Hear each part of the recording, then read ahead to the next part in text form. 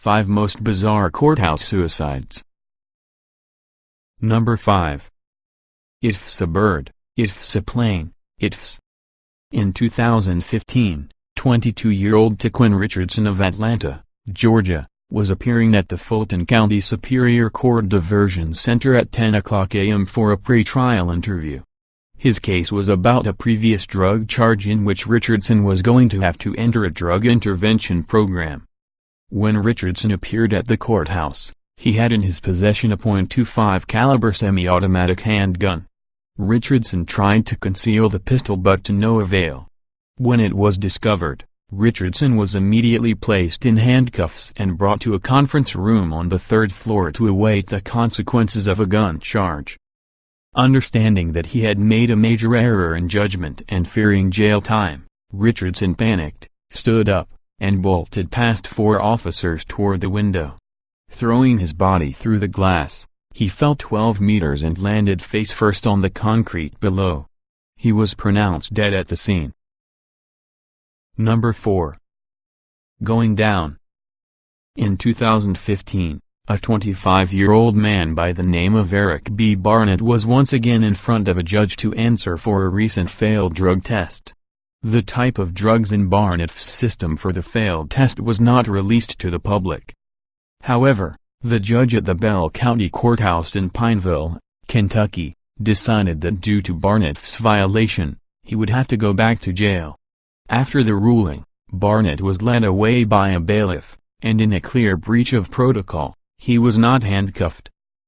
Barnett and the bailiff entered an elevator, and when the doors closed, fearing his future imprisonment, Barnett made his move. He struck the bailiff, knocking him down to the floor. He then proceeded to grab the bailiff's gun and committed suicide by shooting himself in the head. The bailiff was not injured in the ordeal but, not surprisingly, was very shaken up and most likely was drenched in a lot of blood not his own. Number 3. Justice served? In 2013, 48-year-old Steve Parsons was found guilty by a jury of his peers in a Maryville, Missouri, courtroom on 2 felony counts of sodomizing a 14-year-old girl. Moments after the verdict was read, Parsons fell to the floor and began convulsing violently. To say the least, those who knew Parsons personally, such as his family and friends, were shocked at the sight of him flapping around like a fish out of water. Parsons was sentenced to a maximum of 7 years in prison and selfishly thought that was too much time even though his young victim had received a life sentence.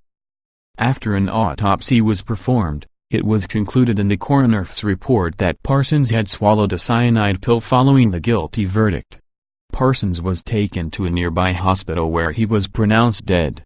It turns out that a week or so prior, Parsons had received an overnight delivery of cyanide. Apparently, he wasn't too confident in his defense. Number 2. 6 feet off the floor. On December 15, 2015, 48-year-old Kenneth Ray Thornhill of Texas was standing before a jury at the 75th District Court. The previous year, he had been busted for possession of a controlled substance with the intent to deliver.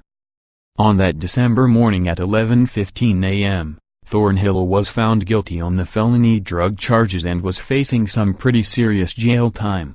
The judge called for a lunch recess, and upon returning to court, Thornhill would be sentenced accordingly. The jury was excused for the hour, and Thornhill was to be brought to his holding cell, which was located immediately adjacent to the courtroom. The officers followed protocol by removing Thornhill's belt and personal property, fingerprinting him, and then placing him in his cell to await his sentencing. 1 hour later, Thornhill was dead.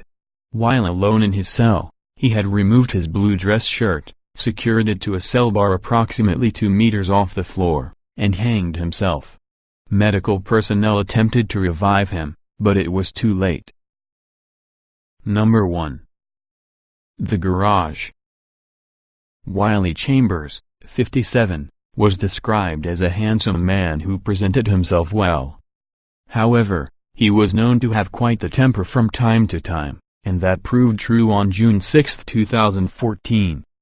On that summer day, Chambers apparently lost his cool when he pulled a gun on two female relatives, demanding that they tell him the whereabouts of his girlfriend.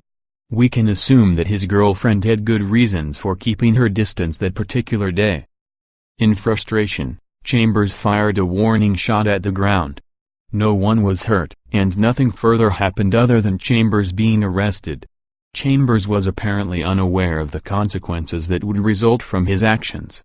He had hoped for only probation, and having turned down a plea deal for a 3-year stint in prison, he now faced up to 40 years.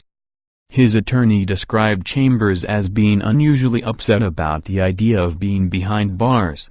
He was also extremely concerned about the well-being of his dog, which was undergoing surgery at the time of the trial. When the judge called for a lunch recess, Chambers made his way to the courthouse garage, took a gun from his car, and shot himself in the head.